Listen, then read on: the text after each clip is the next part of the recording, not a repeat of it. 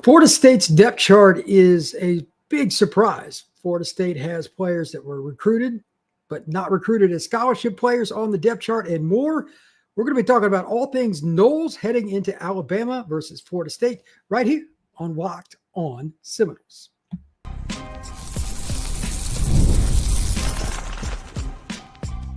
You are Locked On Seminoles, your daily podcast on the Florida State Seminoles. Part of the Locked On Podcast Network, your team every day. Welcome back into Locked On Seminoles on this Monday night. We're doing a live show here tonight. I'm your host, Brian Smith, longtime college football recruiting analyst and writer. Thank you for making Locked On Seminoles your first listen each and every day here on the Locked On Podcast Network. As I said, we are live. And for those of you listening tomorrow morning or any other time, we're going to do quite a few of these throughout the season to get a barometer of what's going on. Of course, the first depth chart being released, got to talk about that. All things Noles, offense and defense has surprises, but especially on the defensive side of the ball, we got some walk-ons. Props to Tony White. I'll get into that as the show goes on. If you've got comments, if you've got questions, jump in the chat. I don't care if it's just Florida State. It is officially week one in college football, so I will get to all that. I'm going to have a few predictions about games. We'll see how that goes. But overall, key, we're going to talk about the depth chart for Florida State. I'm going to go from quarterback all the way through safety and just work my way through, giving my comments and thoughts. And again, I'm really happy with Coach White, but some of the Florida State faithful may not. I'll explain as we go through. First off, looking at the depth chart, and I can pull it up, I suppose, and kind of show it. Florida State, they have just kind of done what they said they were going to, but like to a degree that I didn't think they really would. And what I mean by that is the following. They talked about, especially Coach White, that they wanted guys that were accountable, the guys that were going to do things the right way, guys that were going to make it every practice, like every play with effort, all those things. That's how I can explain what's going on with the depth chart. Because as I pull this up, I remember going through it. I literally had to go through it 3 times, not twice, 3 times to completely believe what I saw. And for those of you that don't believe me, just look at it here on the screen and you tell me. I'm going to read this off too, but I'll start on the offensive side. It was a little goofy on the first one. Everybody knows Tommy's going to start at quarterback, Tommy Castellanos, but it says Brock Glenn or Kevin Sperry. Brock Glenn missed 2/3 of fall camp. I'm not sure how you make him over Kevin, if that's the way it ends up being, but that's interesting. Running back, they don't have one, they have 2 running back spots. What does that mean? In Gus's offense, they rarely, and I mean rarely, play 2 running backs. So that's a little bit goofy to me, but they've got a ton of good running backs. So I don't know how you set it up, but it says Rodell Williams or Gavin Sawchuk. And then at the other running back position, they got Jalen Lucas or Usman Chroma. I don't think there really is a definitive one spot here. And I don't think there's 2 either. I think it just depends on what they want to do on a given drive. And that includes all of the following: how fast they want to go, whether or not they want to play bully ball with fullbacks. They've got so many different guys at tight end that can do different things. Landon Thomas is going to be in there. I'm sure Biscuit will play some, even though he's not listed on the depth chart there. Randy Pittman and H-back. Depends on what they want to go with. But I think they've got 4 or 5 backs that are pretty good. They should be in a good spot. Wide receiver, no surprise. Deuce Robinson. Gavin Blackwell was listed. He missed a lot of time. Or Elijah Moore. This is one disappointment. I'll go ahead and throw this out here. They really needed Elijah Moore to be the definitive number 2. That's very disappointing to me. Blackwell missed a lot of camp and Moore still didn't definitively beat him out. That bothers me. Squirrel White, and then it's either Mekhi Danzy or BJ Gibson. For those who don't know, Wayne McCoy is out right now. That really sucks, but he's not on the depth chart because he's out with injury. Boggs did get to start at wide receiver in the slot. Here's the ironic part. Chase Lofton, another freshman who's a tight end technically, is the other receiver listed. He's just a big guy. He's 6'5", 220-ish. They're playing him as a receiver right now. I don't know how that's going to work, but he is a heck of an athlete. I'm curious about that one. Offensive line's not real shocking at the starting positions. It's Hanson, it's Leonard or Rizzi at left guard, it's Petitone at center, it's Adrian Medway or Rizzi at guard. So Rizzi's involved at either guard spot. Micah Pettis is the right tackle, no surprise. But the concern I have, and every media member has kind of mentioned this if you go around the internet, Adrian Medway is listed as the backup right tackle. That is not a good sign. He is a guard. Florida State's offensive tackle depth is still perilous, so we'll see. Defensively, James Williams is listed as a down player, meaning he's not going to be the stand-up jack, and I'll get to that in a second. James Williams at one spot with Jaden Jones, that's more the weak side end. Nose guards, Darrell Jackson with Daniel Lyons behind him.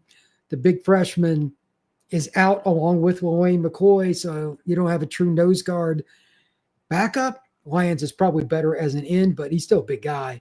Though KJ Sampson on the depth chart, very disappointing. Like, I can't put it into a number that how bad that is. He was an elite recruit, and he's not even on the depth chart, and you're thin on the D-line. How does that happen? But again, you're holding players accountable. Darrell Jackson, nose guard, Daniel Lyons, backup. Jason Jenkins is the power end. Deontay McCray or true freshman. How about this? Mandrell Desir at the other defense spot. Linebacker, this is where it just gets funky, and I don't understand any of this. I'm not going to claim that I do. Justin Cryer and Blake Nicholson at one of the two spots. They don't denote strong or weak. That's not very helpful, guys. Then Elijah Herring and AJ Cottrell, the walk-on, are at the other. Omar Graham and Stephon Thompson are at the jack. That's the rush position. Those are inside linebackers. Completely confused by that. I don't get that at all, but we'll see what happens there. I'll come back to it. Rawls gets a start at one corner. At the other spots, Jerry Wilson. That's no surprise. The backups were a little funky. Charles Wester or Quindarius Jones at one spot, and at the other, Shamaro, no, the true freshman. No Kai Bates was a little surprising. Ashwin Barker gets a start, according to this, with Shaheem Brown, the backup. Okay. Edwin Joseph or KJ Kirkland. I thought they were both going to start. So, like, all the things that I thought were going to happen on defense, hardly any of it did, other than Darrell Jackson. Like, hardly any of it. I thought Williams would be the stand-up. I thought Daniel Lyons would be an end. I thought for sure Stephon Thompson would be one of the inside linebackers. Didn't think there was any chance in the world Omar Graham would be playing the jack. Like, they have completely gone away from it. And either one of two things has happened. They've just said, to heck with it, we're going to just try this and throw mud at a wall. Or B, they're just going all in on culture, on defense, no matter how the result goes, which is concerning because they want guys to do it their way, come hell, come high water. I think it's the latter of those two. Again, several higher-ranked players, whether from the portal or in recruiting, are not on this depth chart, especially on defense. What does that tell you? So this is my guess, and I'll jump into the chat here after I do a quick break. My guess is they're willing to take it on the chin. They're going to clean house in some way, shape, or form of guys that don't want to do it their way. I've said it a million times. I'll say it again now. Coaches are the most stubborn people on planet Earth. End of story. There is no second place. Either you do it their way or they will have consequences for you. Now, this is extreme because you don't have one, you have two.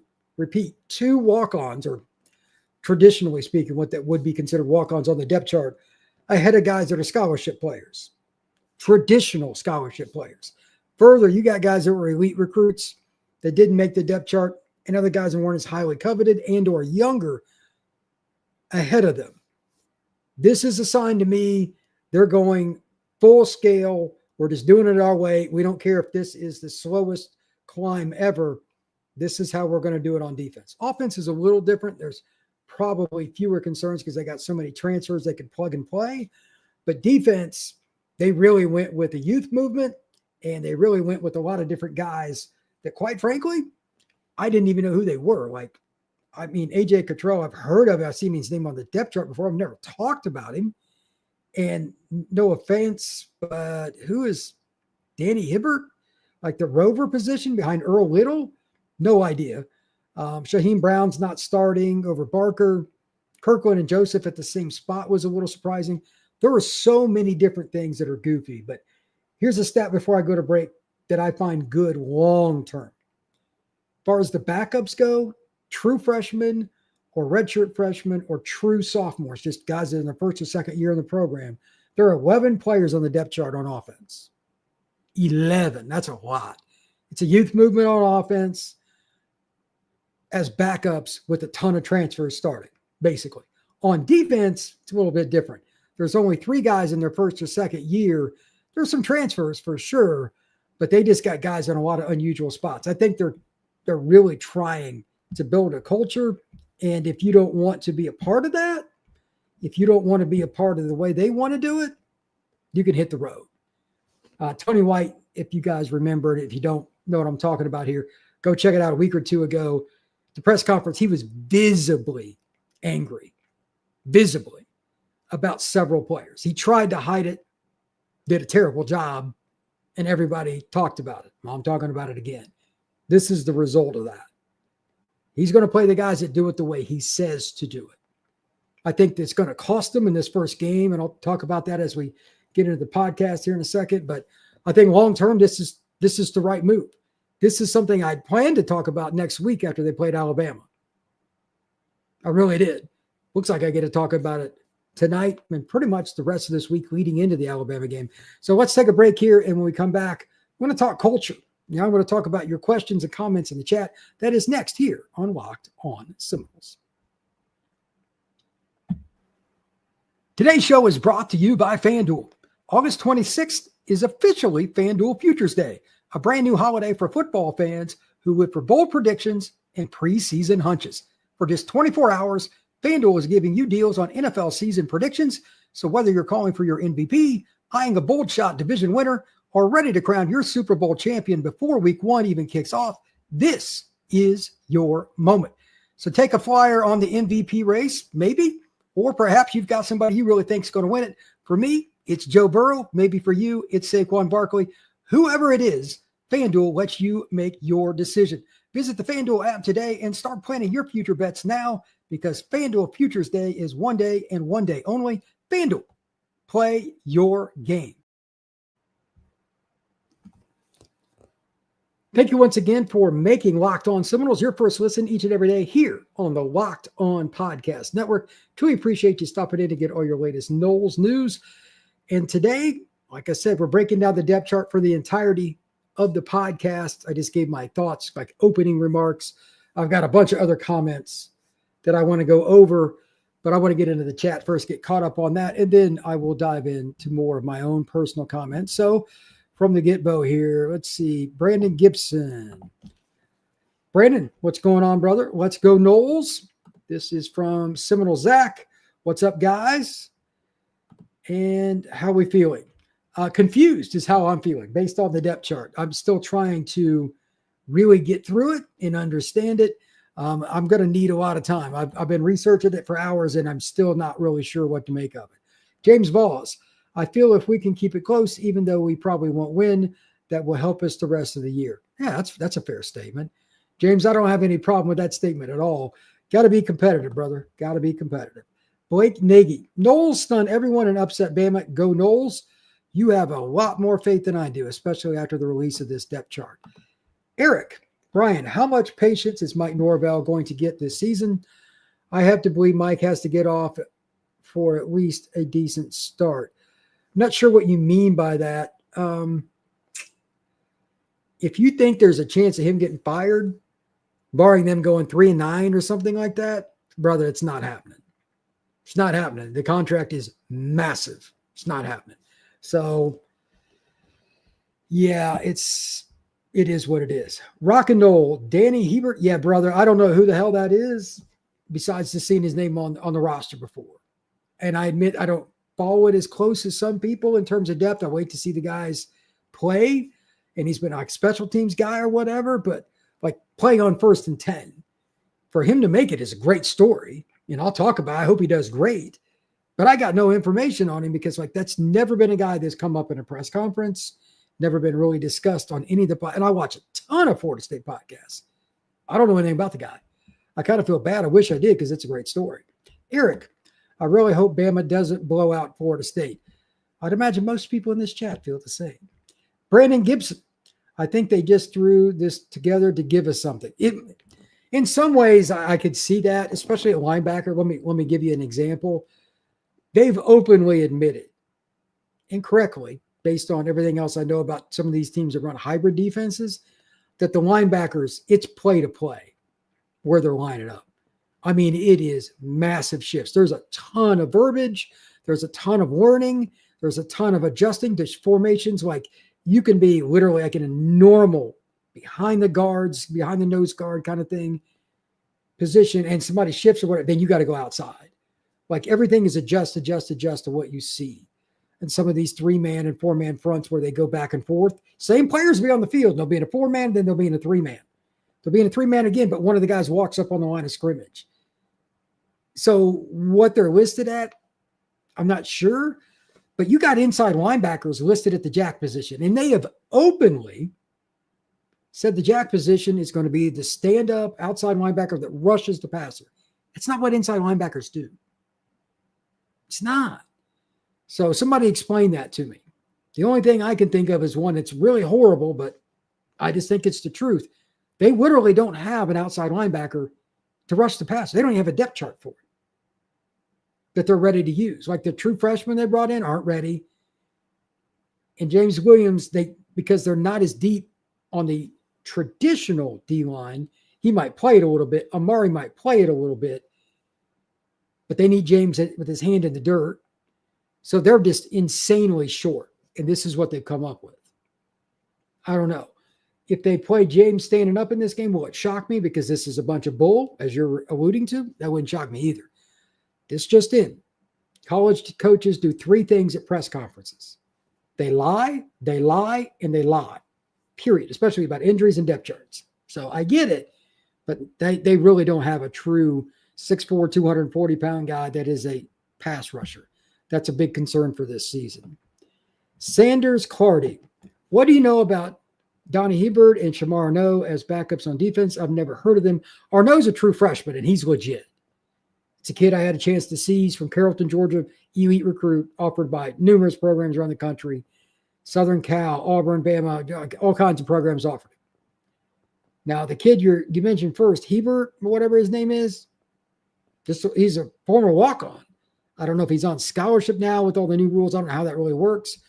But if he's truly on the depth chart like that, I need to see it to believe it's more than a culture move and to put guys on notice. Because there's no way in the world he's more talented than some of the other guys. But if he earned it, I'm down with it. Brandon Gibson. Shamar is a 4-star DB. A lot of talent, just young. That's 100%. Arnaud is really long. Like he's a 6'2 kid. He could move. Donnie, he's an ex-walk-on. Correct. R.A. Nixon. Nothing Saturday. Guard it in gold until I'm dead and cold, no-blooded. Gregory Morin. Fun times. Yeah, dude, this is wild. Like, I don't know if I've ever read a depth chart and been more confused. I'm over 50 years old and followed football my entire life. It's hard to confuse me with a depth chart at this point, as much as I study Florida State literally every single day of the year. They did it, though. Congratulations. Mike Merrick. What's up, Brian? And chat. Go Noles. What's up, Mike? How you doing, brother? Curbman. The jack is the same linebacker rush in depending on the matchup, and Omar rushed the passer a lot in high school. I'm not saying you're wrong because that sounds correct, but Omar is still, his frame and his length, his measurables, fits inside linebacker at the major P4 level. Think about this. The first offensive tackle off the board next spring, very good chance.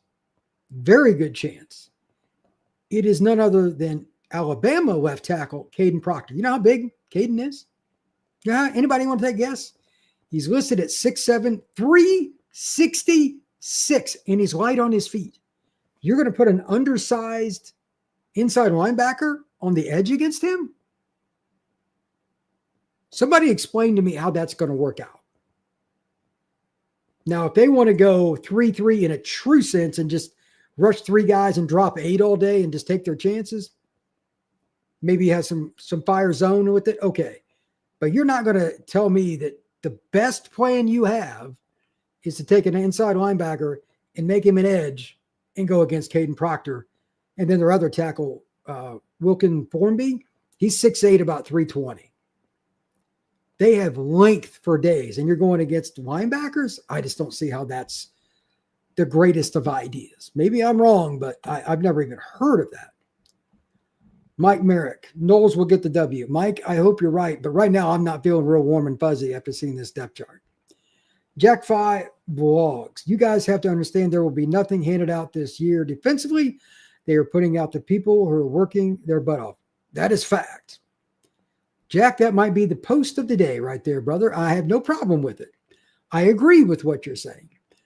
But I'm just saying, looking at the game, and as I get closer to the game, making a final prediction and all this, all the turmoil from my end, I mean, I'm obviously not in the Florida State coach's office, makes me think that Alabama's about to roll them because Florida State's just like, screw this. Too many guys are not doing what we want that are higher level players in terms of physical output. We're just going to play the best players for effort, not for physical skill. It's never good when your best players aren't giving their best effort. I get it, but it seems like a lot of guys fit that, and that is a major problem. And you got a couple injuries too. That sucks, but Florida State is shorthanded as it is, and putting walk-ons on the depth chart makes me nervous. Blake Nagy, what happened to the linebacker from UNC, Lavely? Thought people were very high on him. He picked up in the portal. I think he's been banged up some. That's a great question, Blake. I believe he's plausible to play, but he's been nicked up for quite a bit of camp, and I just think that's the reason he's not on the depth chart. I don't really put a lot of stock in that otherwise, though. No, Patel, Lavely is banged up, I hear. Yeah, that is correct. Could a youth movement by Norvell more time if he doesn't hit a decent win total?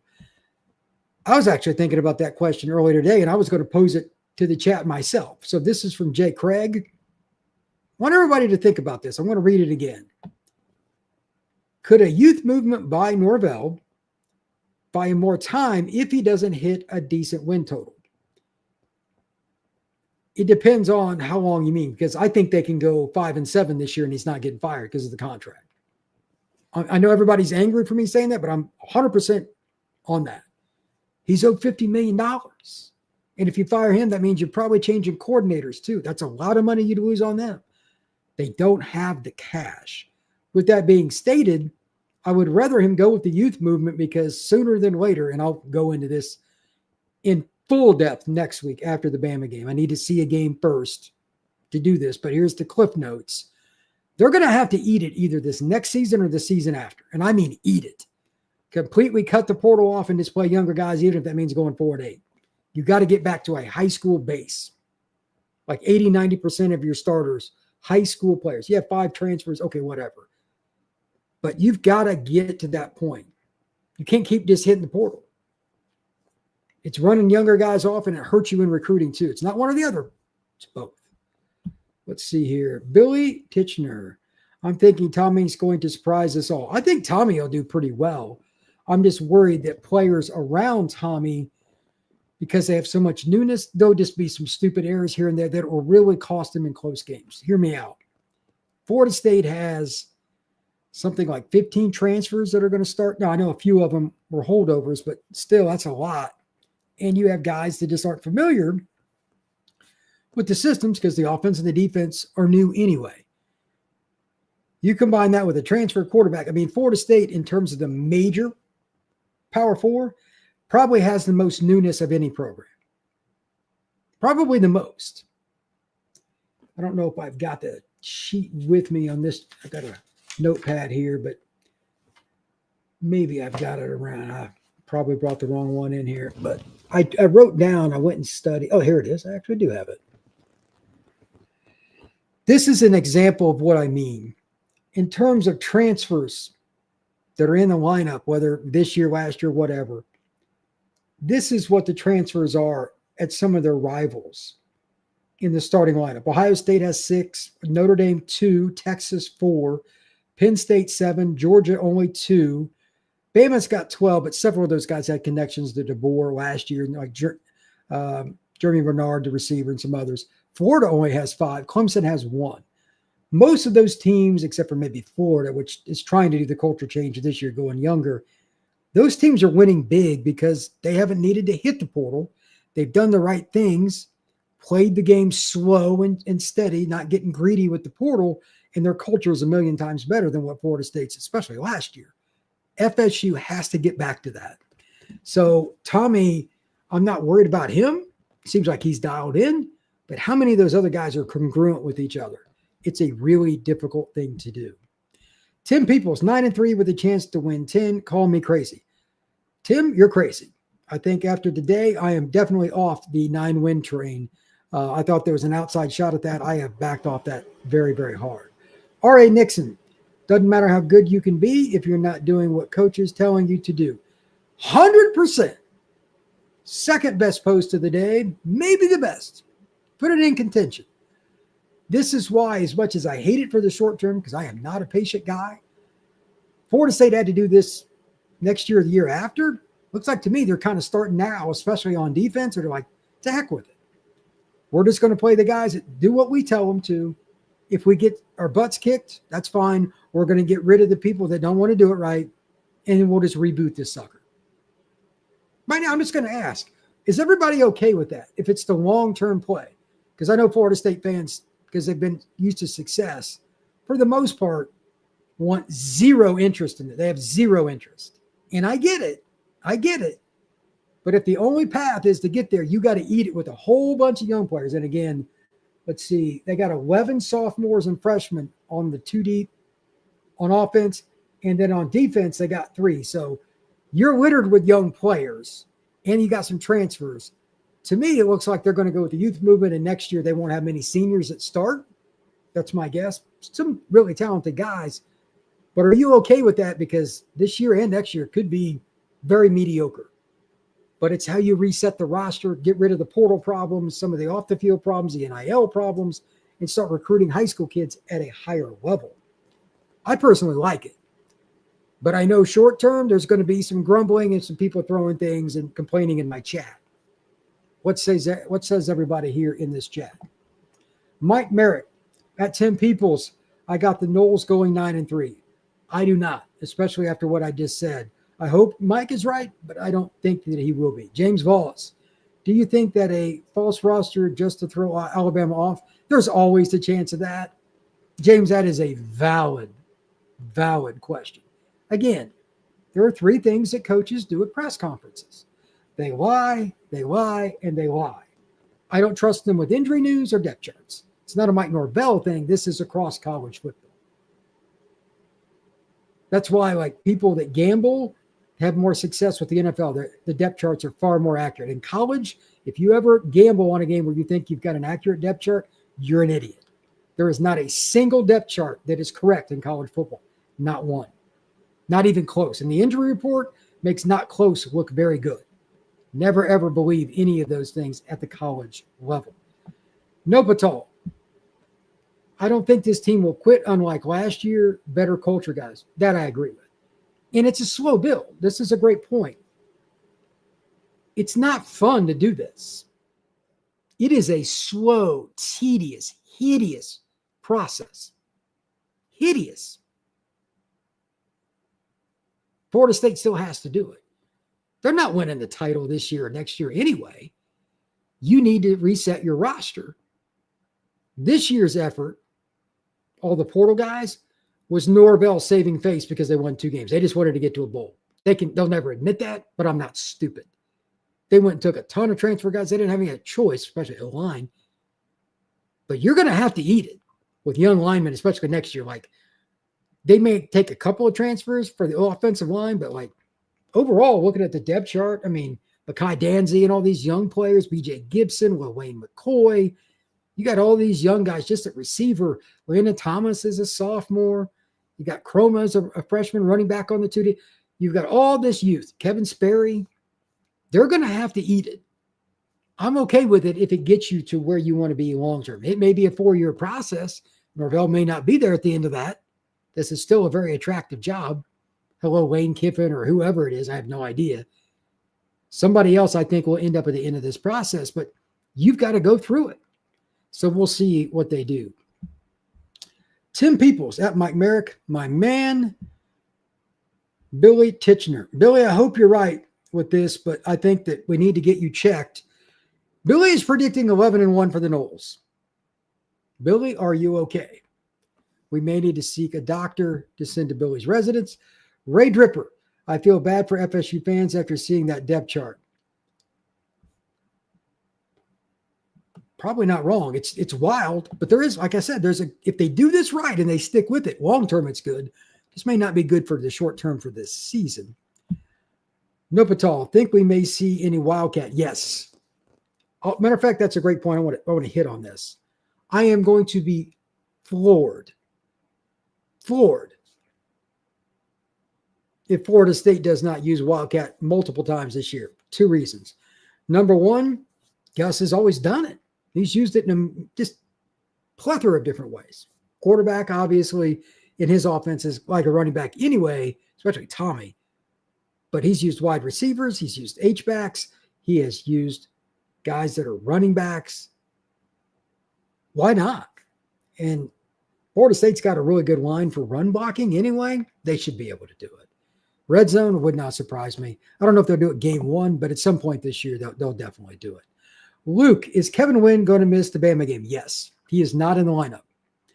That is massive. And I think, just to be clear, Daniel Lyons is listed as Daryl Jackson's backup at nose. Okay.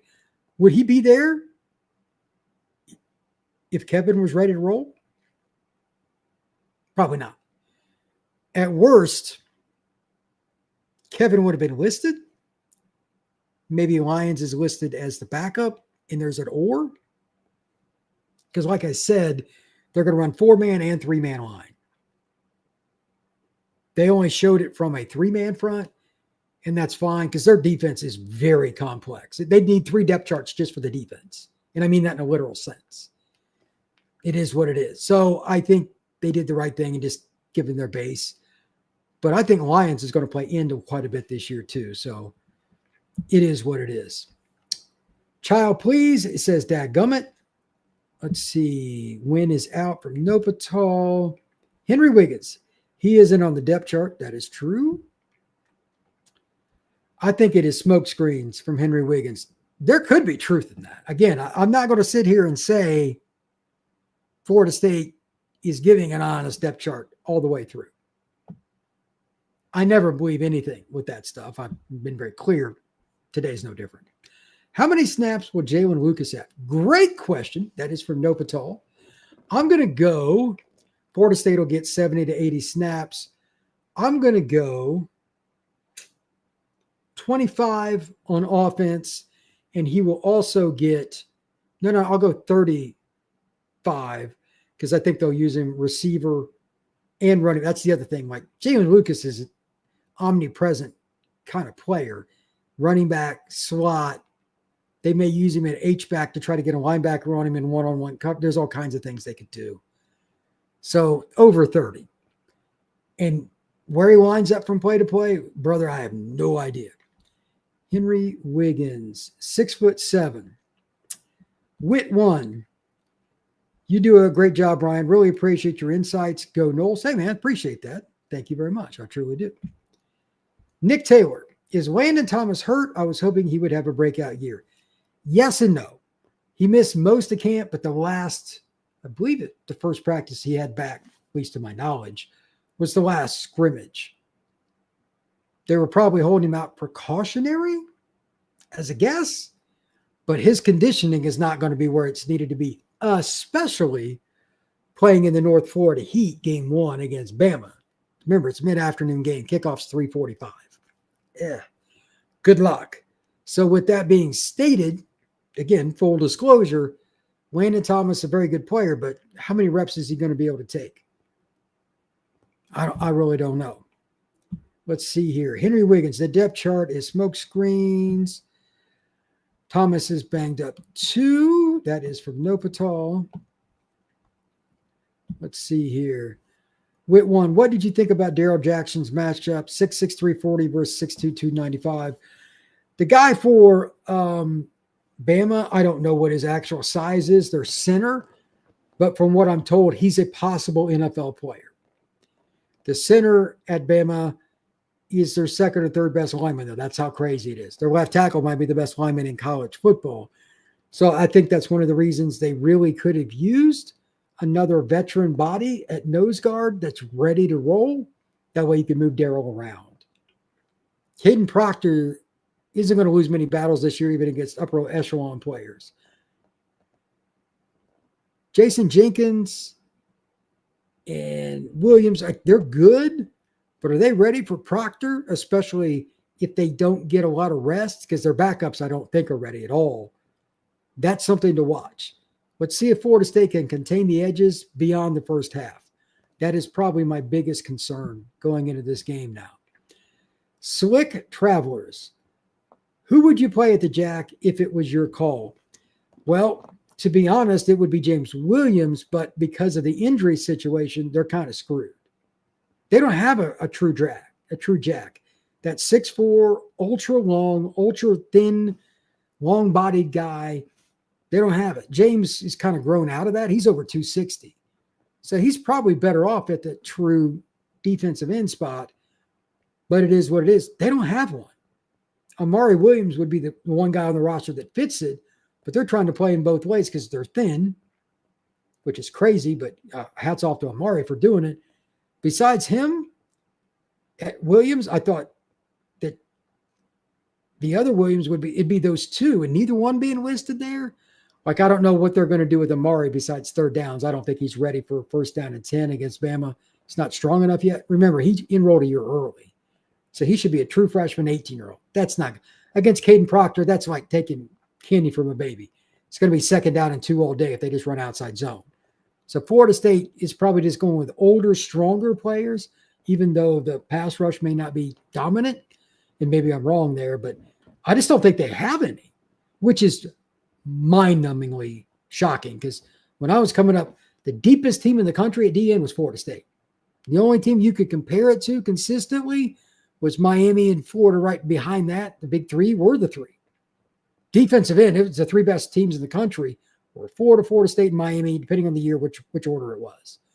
Florida State's not, and they're not a top 40 team at defensive end right now. It's just unbelievable. Let's see. Psycho Seminole. Didn't see Kai Bates on the depth chart. Is he hurt? If he is, I'm unaware. I haven't heard. If somebody's got something on Kai, I would love to know, actually. Bibby. Bama's O-line is fat. They're going to try and bully us. We got to stop the run and run the ball. Bama's offensive line is also very athletic. Nopatal. Norvell had to be greedy in the transfer portal. Is a train wreck when he arrived, and then bam, COVID. He had no choice. When he first got there, the roster was so bad. I ain't mad at him then, but he never let off the gas. You know what I mean? He took the low-hanging fruit with a lot of risk for culture. Coach has got to be able to read the room there, and he missed. Remember last year? All the smoke that Norvell was blowing about how great it was? Remember that? Remember that? Georgia Tech was one thing. It was at least close. But they just got worse. By game 3, the season was over. If it wasn't for Cal screwing up, Florida State would not have beaten an FBS team. So I don't really buy anything he says, period. And this is why you got to get out of the portal. You got to get out of the portal. Luke, what position group do you think has to dominate the game the most to keep it close versus Bama? Great question. You could approach this from a couple of different standpoints. First off, it's quarterback, because it's always quarterback. I'll just get this out of the way, then I'll go to the real answer. He's just got to be in the right checks. When it's a pass play, don't get too excited if they're in the wrong defense for you to throw it. Check to a run, little things like that. So now that I got that out of the way. O-line, then D-line. They need to be able to grind it out because their depth sucks compared to Bama's. It's not even close. They got to make this game shorter. They've got to find a way to run the ball, whether they're in hyperspeed or whatever. Clock run, clock run, clock run. The more plays there are in this game, the more likely Alabama wins with a bigger score. They got more talent. So you've got to be able to win in the trenches and keep their offense on the field, or on the sideline. If Florida State does that, they can make it go their way. Because remember, first games, special teams errors, a key penalty on a touchdown, Bama scores, whatever. It could be 17-14 at halftime and Bama's completely outplaying them. But football is like that. Play calling, keeping the ball in bounds, keeping the clock running, that would be the way I see it. Let's see here. We got Mike Merritt. Brian, I just want to see the Noles be awesome. Hey, I'm not arguing, but everybody here knows this. I am a realist. The way I see this depth chart, it hasn't changed my opinion on the final score. It has drastically changed my opinion on the final score, if you know what I mean. Makes me very nervous. But like I said as well, I also think it's the right move for the long-term effects of the program. I just didn't think I was going to be talking about it before the Bama game. So we'll see. James Voss, I'm okay with the long term because we do not have no other choice if the future is to be bright. Another tremendous post. Golf clap. Golf clap. Absolutely. Would you rather be 7-5 to 9-3 forever and use the portal all the time? Or would you rather be 5-7, 6-6 for a couple of years, let all the young players play a ton, and then you win with junior seniors and fifth-year seniors that you recruited like Bobby Bowden did? I know what I'm voting for. It is what it is. Doesn't mean you can't take some portal guys, but it's got to be mitigated significantly. Corey Hall. I'm with the play of getting Norvell out of here. They will find the money if he doesn't win. If they do, great. But right now, I just don't know who that booster would be. I hope I'm wrong.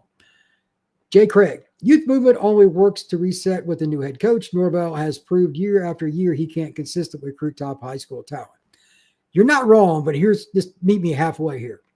If you take in good players that are program guys, kind of like old school Nebraska, Iowa, whatever, that are willing to redshirt and put in the time, the sweat, the tears, the blood for Florida State University, when the new coach does come in, you're still going to be in a better spot.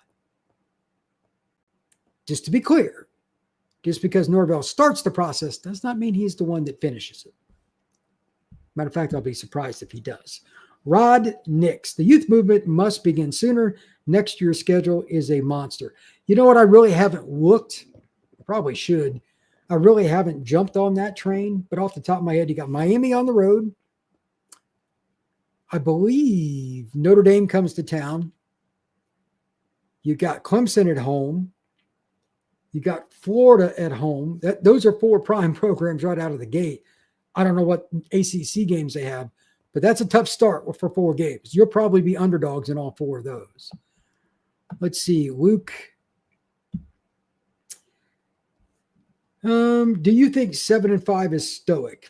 I mean, stoic to me is just kind of blase. I don't know if they're going to finish 7-5 because the schedule isn't easy this year at the top of the end of the board. And they're a couple injuries away on the offensive line from being in purgatory again. Could they go 5-7 this year if they have bad luck with injuries? Absolutely. Like I picked 8-4 under premium optimized conditions because I play the law to averages. I'm like, the last 2 years, let's be honest, Florida State got hosed on the injury front. They just could not stay healthy, especially offensive line. It was insane. I just figured they're due this year. But if you go by fall camp, that's not been the case. Again, all these guys constantly in and out of the lineup. It's insane. I don't know what it is, but Florida State has just been snake bitten as a program. Luke, do you think 7-5 is still a good prediction after today? Ask me at the end of the week. I need to get more details before I can even answer that for myself, let alone publicly. Like I need to find out specifically why are walk-ons on the depth chart? Is this a mutiny by the coaches or is this a complete smokescreen? I need to talk to some people. I'm not sure I'm going to get a full answer on it. There could be a mix of a couple of those things and something else. But right now, I do not feel good about Florida State hitting the over. And by the way, FanDuel was over 7.5. And I'd originally picked 8-4. After today, I'm not picking 8-4. 7-5 is as high as I'm going. Walk-ons on your depth chart is not a good sign. Guys playing positions they're not normally assigned to play, not a good sign, like the jack position. This is a weird depth chart, and I am confused by it. James Voss, 6-6. 6-6, 7-5. would be my guess as well. Curbman. I think staying healthy early is key to allow the two deep to get valuable reps. Very true. We have Bama, then Texas A&M, not Texas A&M, it's East Texas A&M, followed by a bye weekend, then Kent State and Virginia. I think our backups should get good. Here's one other thing I want to add to what Curbman is saying. I'm not saying I got all the details on this, but according to Bud Elliott, who covers everybody college football, and he's a big gambler, so he follows all the injury scene. Virginia, not one, but both their tackles, both, and 3 of their DBs are banged up. Brother, that is death knell for any program. But Virginia, that was a game I had circled as like, this is a little iffy. Friday night game on the road against a team you can, like it or not, you're not going to get Florida State's players up for that game. You're not. It's Virginia. They don't care. That's a trap game. But if they got that many guys out, that should be a dub. If it's not, yours truly will be here on a live show going ape. You cannot lose to Virginia. End of story. Curbman.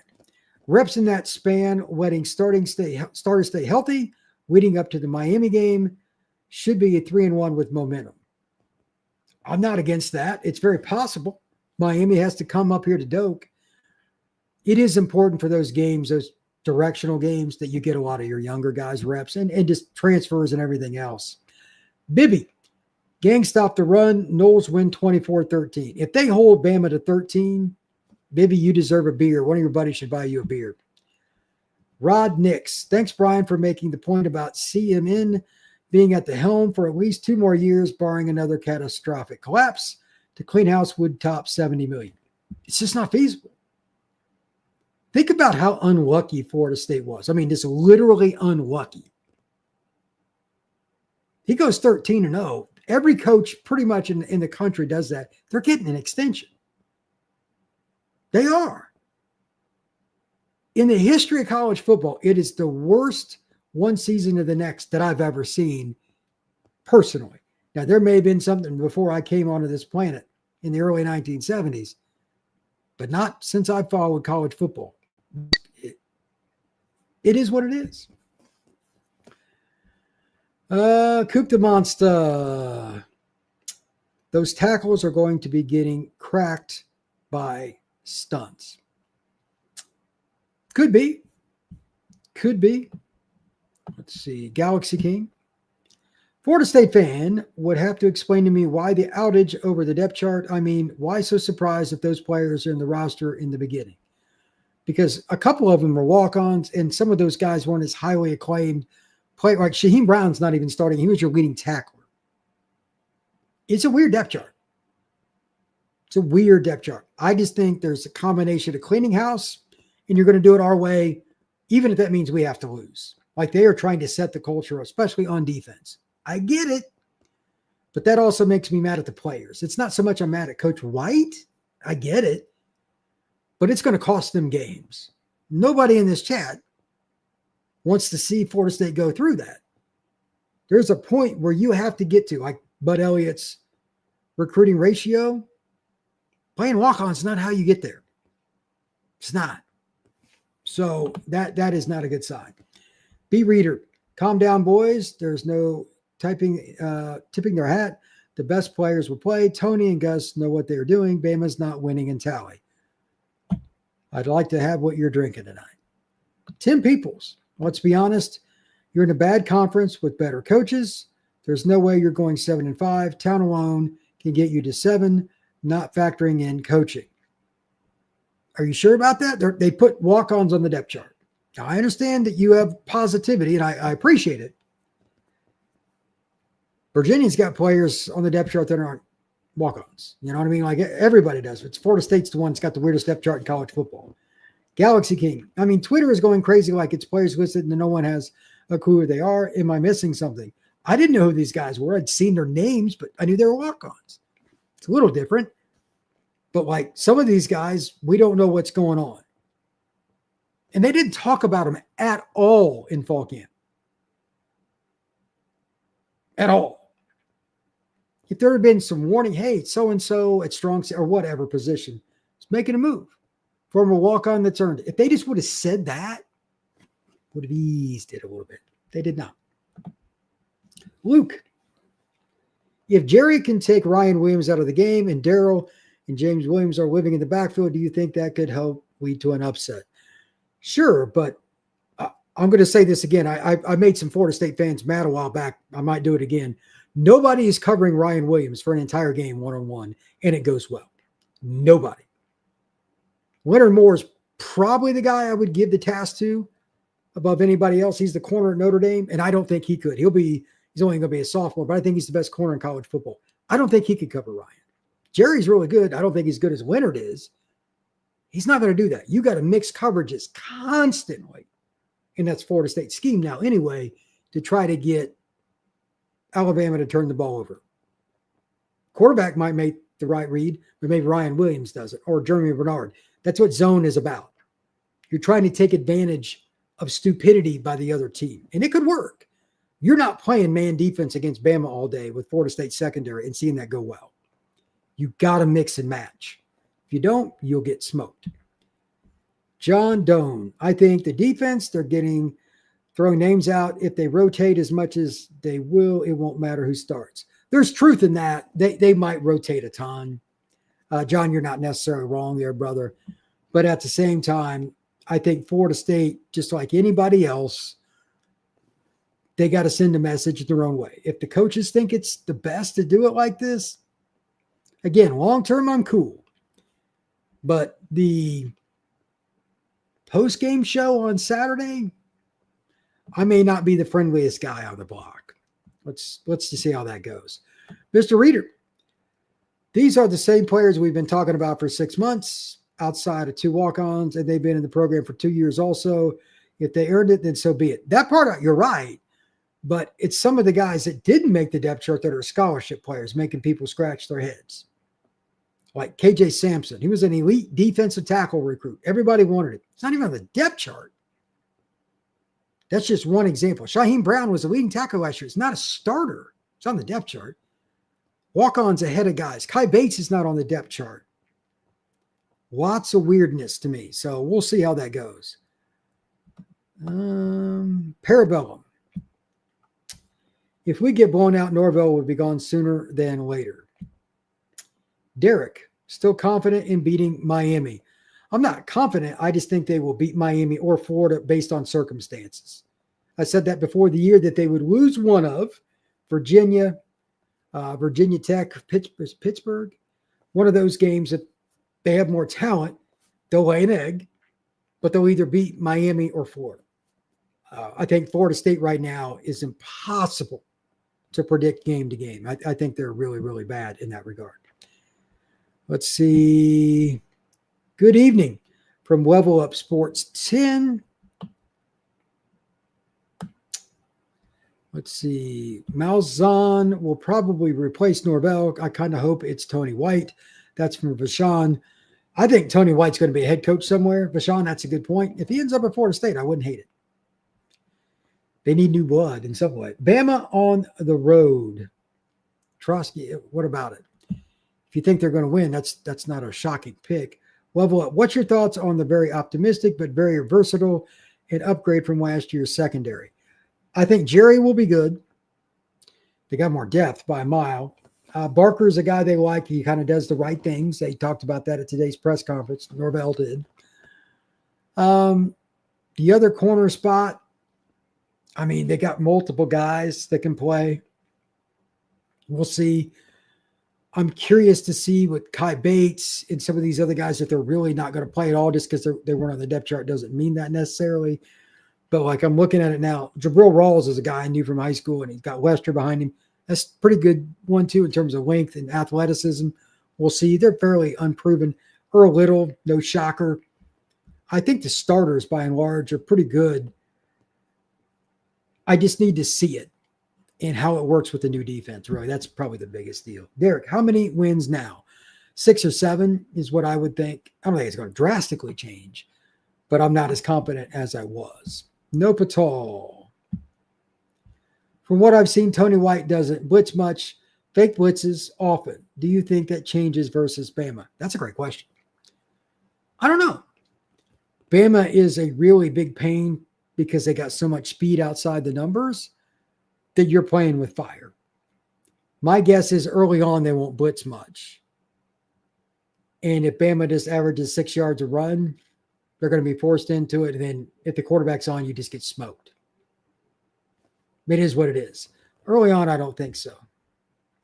Level Up says he's got Florida State going 9-3. Galaxy King, did the spread go up after the depth chart release? It was 13.5. Wouldn't be surprised if it does. I think a lot of people will start putting heavy money on Bama. If Norvell is fired after this year, Lane would have to be the first call. I don't know if it's first, but he'd be pretty high on the board. Let's see here. Blake Paparazzi. Boggs and Sandman are really that good. You will see Cocoa High School has true dogs. You ain't got to lie to me about that. And to that point, I want to go over a few more thoughts while I got a chance. For those that missed it, Omar Graham and Stephon Thompson at the jack position. The outside rusher, they're inside linebackers normally. That's wild to me. Are they playing multiple spots? How are they doing that? I'm curious. AJ Cottrell at linebacker. Who is that? Safety, Donnie Hebert. I don't know anything about him either, really, except for just reading his name on the roster before. Let's see here. Charles Lester, backup at corner. He didn't get a lot of discussion during fall camp, but he is a very highly acclaimed recruit. So is Shamar Arnaud. He's a true freshman. D-line depth. I think it's a major concern. Not a concern, a major concern. Running back. Who's the number one if they're in a one-back set? Is there one? 2-back sets. Are they going to use them a lot? I'm not sure. Offensive lineman, as this young man brings up. Sandman Thompson. He was really good when I saw him in high school, as well as Boggs, as you know, not surprised. Adrian Medley as the backup right tackle. Yeah, not really friendly with that because he's a guard. Good player, but he's not a tackle, in my opinion. Is it Kevin Sperry or Brock Glenn as the backup? Do we really know? It's an important question. At some point this year, Tommy's going to get banged up. Somebody's going to have to come in. His style of play, he's going to get banged up. Just something to think about. Wide receiver, the guy I'm kind of, out of all this, the guy I'm probably most excited about, except for maybe Sandman, that's a great sign. Having a true freshman already, that number 2 guy at center. Mekhi Danzey makes a position switch.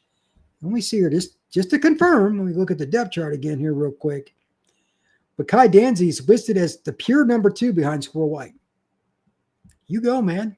That's pretty impressive. And then finally, Norvell's press conference. He seemed pretty comfortable. Just want to make that comment.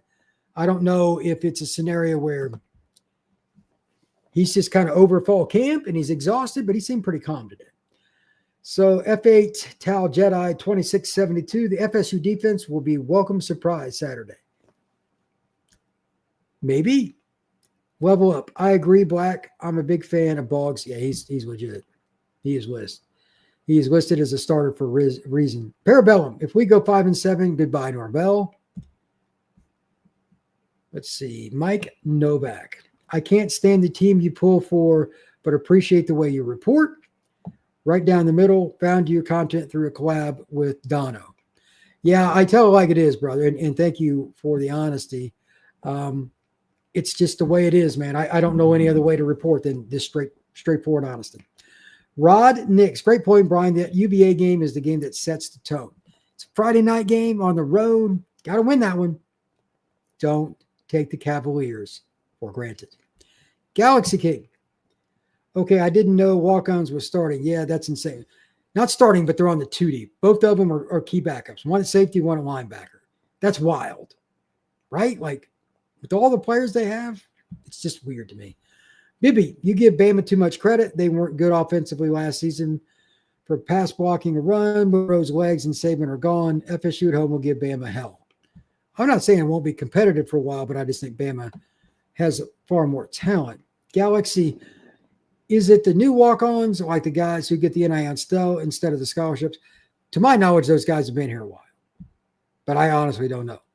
Should we worry about the recruiting? Always worry about recruiting. It's the number one thing for your program. Messiah, I'm 1 hour late. Sorry, took 10 push-ups on me. Go Noles. Hey, man, I'm going to post this in the morning. Enjoy it if you want to go back and look at it tomorrow. Nunu Braxton, we're either going to be drinking in happiness or sorrow. Great post, man. Great post. Messiah, I see a W and I'm talking big W. Are you drinking right now? South Texas dude, do you think it's healthy for Malzahn to adhere to his 64 run pass ratio with the receiver stable we have? Yeah. Florida State's inexperienced at receiver.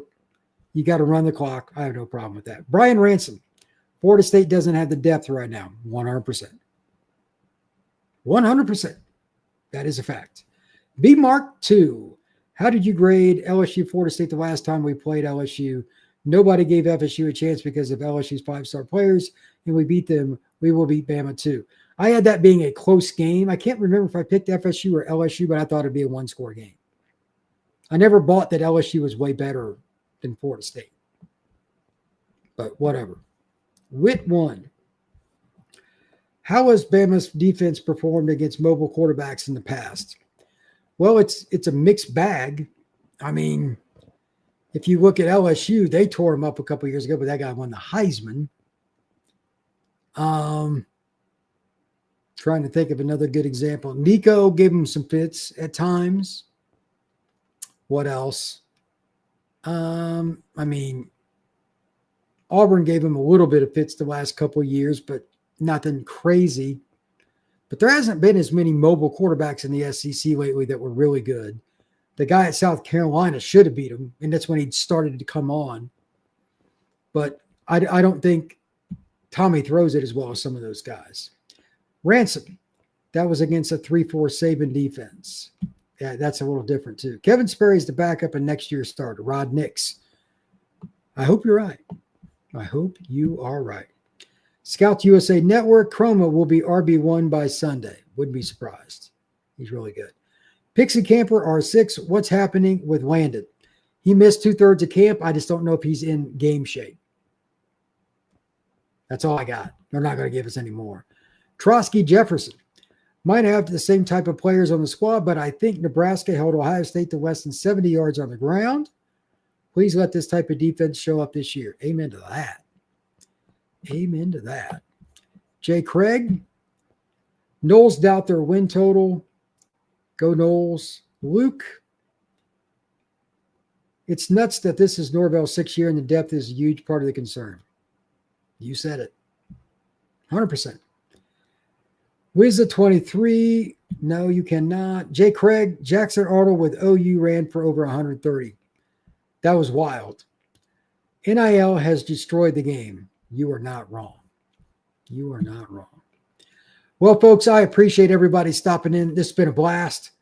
I wanted to talk depth chart, get a little feel, if you will, for everybody's thoughts. But again, go check out the depth chart. Look at it on X or Instagram or wherever you want. It's probably on numerous different Florida State-related sites. You can check it out. It should be on all of them. Florida State's athletic site, Noles 24/7, War Chant, whatever you want. But I'm just telling you, this is a wild depth chart, and we should definitely think about it from the perspective of, hey, man, it's really wild to have this many moving parts. We're just going to have to watch the game now.